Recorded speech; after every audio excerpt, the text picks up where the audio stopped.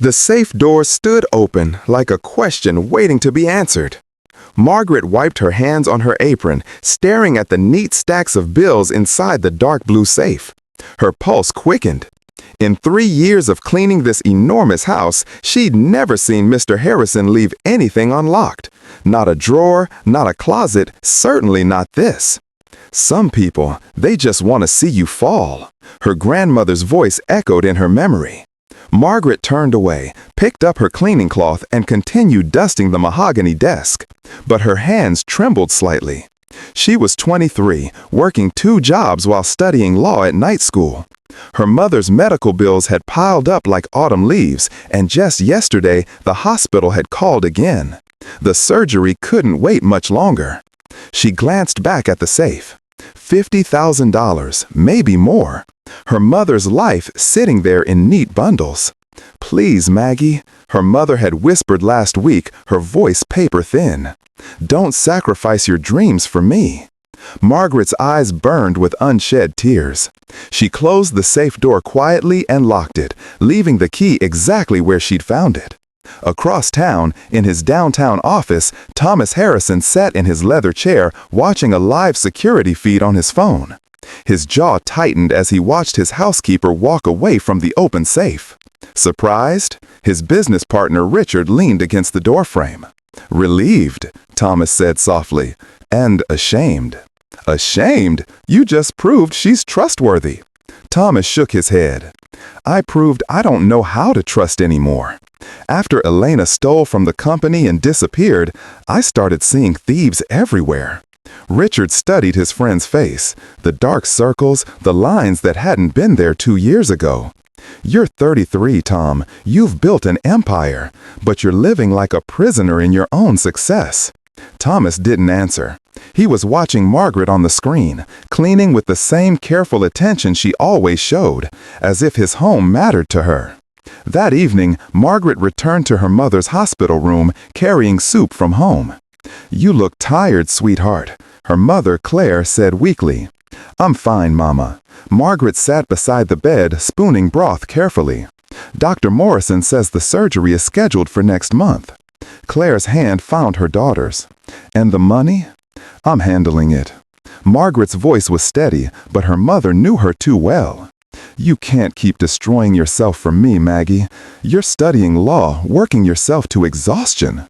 "Because you worked yourself to exhaustion raising me alone," Margaret interrupted gently. "You cleaned houses for 15 years so I could have books and tutors. Now it's my turn." Claire's eyes filled with tears. "I never wanted this burden on you."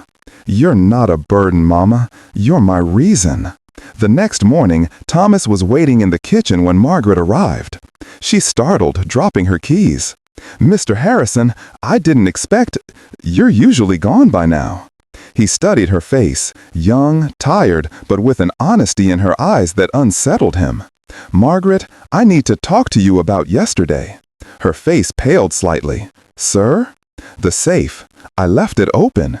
You locked it." A long silence stretched between them.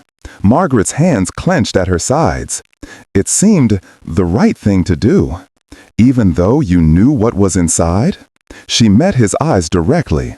"Especially because I knew what was inside." Thomas felt something crack inside his chest, some hard shell he'd built around his heart. "Why?" Margaret's voice was quiet but firm. "Because stealing doesn't just take money, Mr. Harrison. It takes your peace, your integrity. And I've watched my mother scrub floors on her knees for 20 years without losing either. I won't dishonor that, no matter how much I need the money."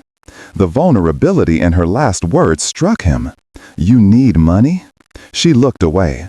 "My mother needs surgery, but that's not your concern, sir. I should get to work." "Wait." Thomas's voice was rough with emotion.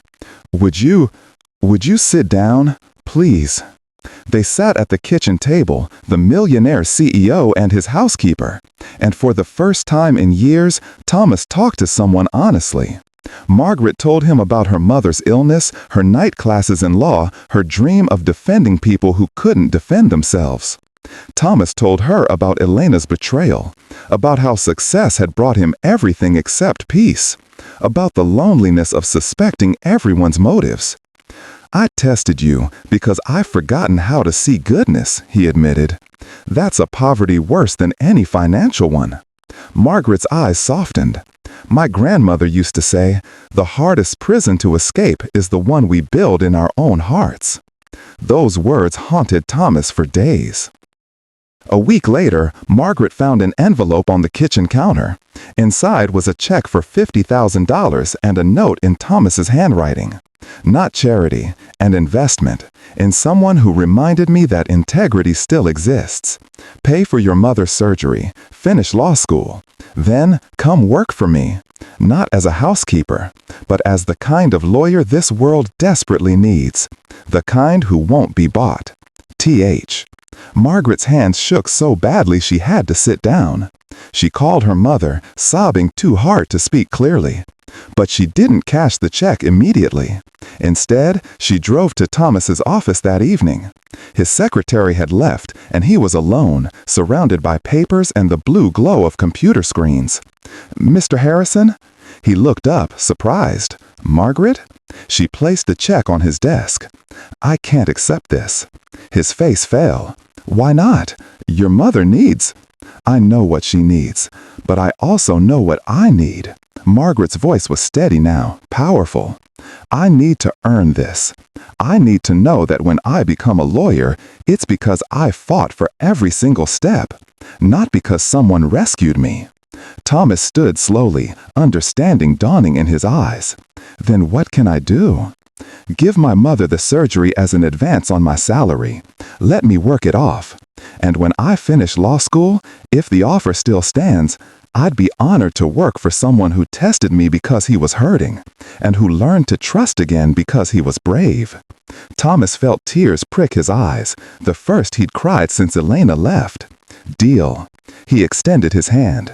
Margaret shook it.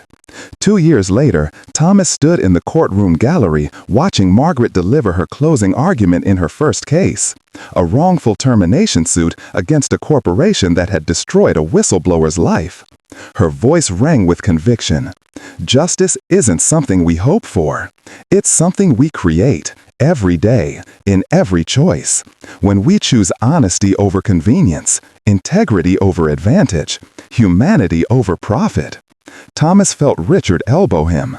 "She's remarkable." "She always was," Thomas said quietly. "I just needed to learn how to see it." The jury found for Margaret's client. That evening, they celebrated at a small restaurant. Thomas, Margaret, Claire, now recovered and glowing with health, and Richard. "To new beginnings," Richard toasted. "To people who believe in second chances," Thomas added, looking at Margaret. She raised her glass, her eyes bright. "To remembering that the greatest wealth isn't what we keep in safes. It's what we keep in our hearts when no one's watching." Claire's hand squeezed her daughter's, her eyes wet with pride. Later, walking Margaret to her car, Thomas paused. "Do you remember what you said about prisons we build in our own hearts?" "I do." "You opened mine," he said simply. "Thank you for that gift." Margaret smiled, that same honest, luminous smile that had first caught his attention on a security camera. "We opened each other's, Mr. Harrison. That's what kindness does.